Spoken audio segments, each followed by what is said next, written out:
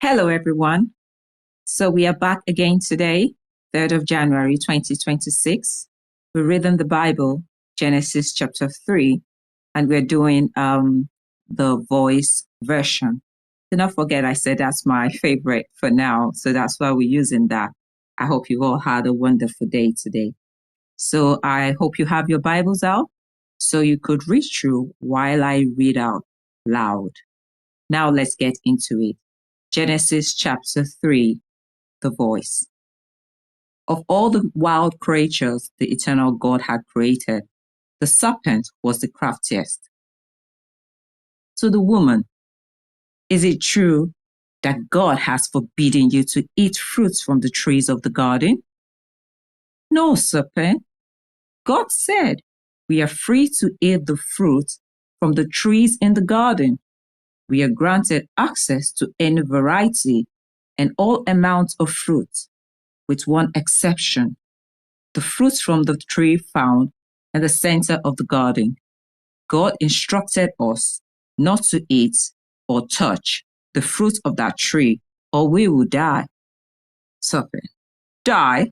No, you will not die. God is playing games with you.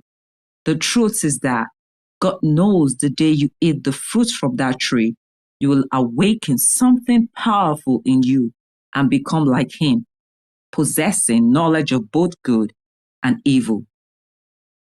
The woman approached the tree, eyed its fruit, and coveted its mouth-watering, wisdom-granting beauty.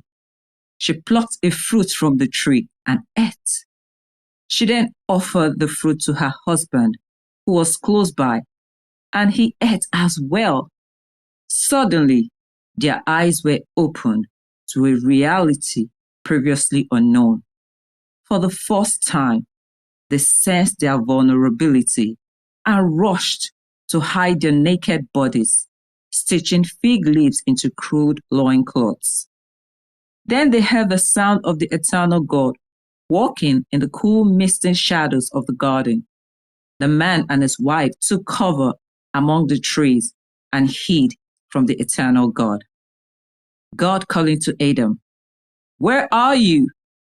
Adam, when I heard the sound of you coming in the garden, I was afraid because I am naked. So I hid from you.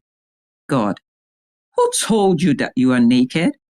Have you eaten from the tree in the center of the garden, the very one I commanded you not to eat from?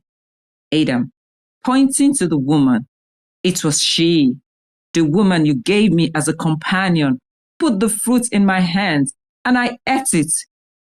God to the woman, what have you done? Eve, it was the serpent. He tricked me, and I ate. God to the serpent, what you have done carries great consequences. Now you are cursed, more than cattle or wild beasts. You will writhe on your belly forever, consuming the dust out of which man was made. I will make you and your brood enemies of the woman and all her children. The woman's child will stomp your head, and you will strike his heels. To the woman, as a consequence of your action, I will increase your suffering, the pain of childbirth, and the sorrow of bringing forth the next generation. You will desire your husband, but rather than a companion, he will be the dominant partner. To the man, because you followed your wife's advice instead of my command, and ate of the tree from which I had forbidden you to eat, cursed is the ground. For the rest of your life, you will fight for every crumb of food, for the crusty clump of clay I made you from.